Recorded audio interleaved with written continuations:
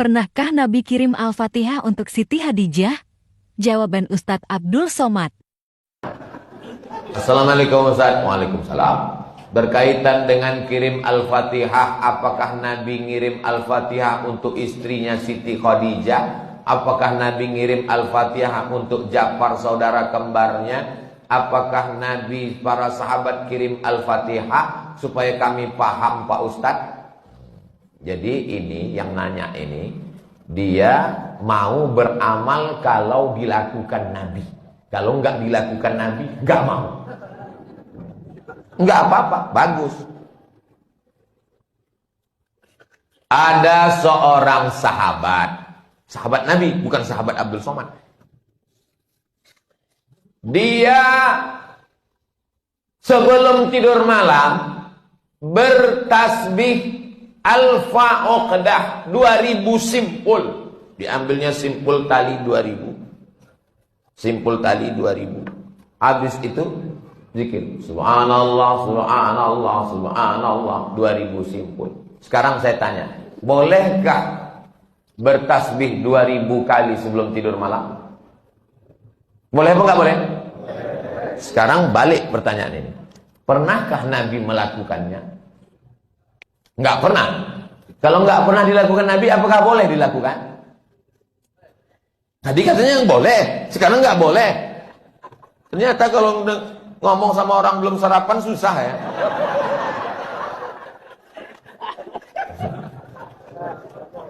Oke, contoh kasus yang kedua. Ada seorang imam mazhab. Tadi yang bertasbih 2000 kali sebelum tidur, itu sahabat Nabi namanya Abu Hurairah. Sahabat Nabi. Di mana bisa dibaca biografinya? Dalam kitab Syiar A'lam An-Nubala. Siapa yang nulis? Imam Az-Zahabi, Imam Ahlus Sunnah wal Jamaah. Contoh yang kedua. Da'autu lisyafi'i fi salati arba'ina sanah. Saya mendoakan guru saya Imam Syafi'i fi salati, dalam salat saya arba'ina sanah, 40 tahun. Rabbi firli wali walidayya wali Muhammad bin Idris Asy-Syafi'i. Bolehkah mendoakan Imam Syafi'i 40 tahun? Boleh. Sekarang pakai logika ini. Pernahkah dilakukan Nabi? Enggak pernah. Kalau enggak pernah dilakukan Nabi berarti enggak boleh. Ini pertanyaan tingkat tinggi. Apakah mesti disyaratkan, mesti dilakukan Nabi dan sahabat? Puasa Nabi Daud. Pernahkah Nabi melaksanakan puasa Nabi Daud secara berterusan? Yasumu yauman wa yuftiru yauman? Enggak pernah. Tapi Nabi memujinya. Apa kata Nabi? Ahabbu saum ilallah saumi Daud. Puasa yang paling bagus adalah puasa Nabi Daud. Nabi tak pernah melakukannya. Jadi sunnah ada 3. Yang pertama, sunnah fi'liyah, Nabi melakukannya. Yang kedua, sunnah qauliyah, Nabi mengucapkannya, tapi Nabi tak melakukannya. Ada jenis yang ketiga, sunnah takririyah, Nabi tidak melakukannya, Nabi tidak mengucapkannya, dilakukan orang lain, disetujui Nabi. Mana contohnya?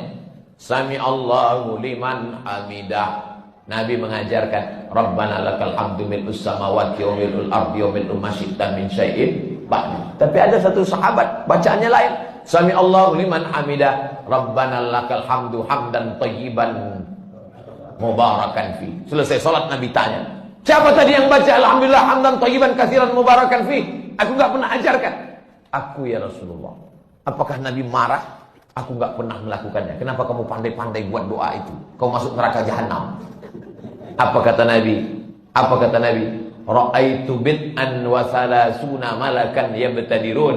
Aku lihat 39 malaikat turun dari pintu langit ingin mencatat doa yang kau baca. Enggak pernah dibaca Nabi. Begitu juga dengan Allahu Akbar kabira. Diriwayatkan oleh Abdullah bin Umar bin Khattab. Nabi mengajarkan Allahumma ba'id baini wa baina khatayaya kama ba'adta bainal masyriqi wal maghrib. Sahih Bukhari. Allahu Akbar kabira ada juga dalam Sahih Bukhari. Nabi tidak pernah mengucapkannya. Siapa yang membaca itu? Sahabat.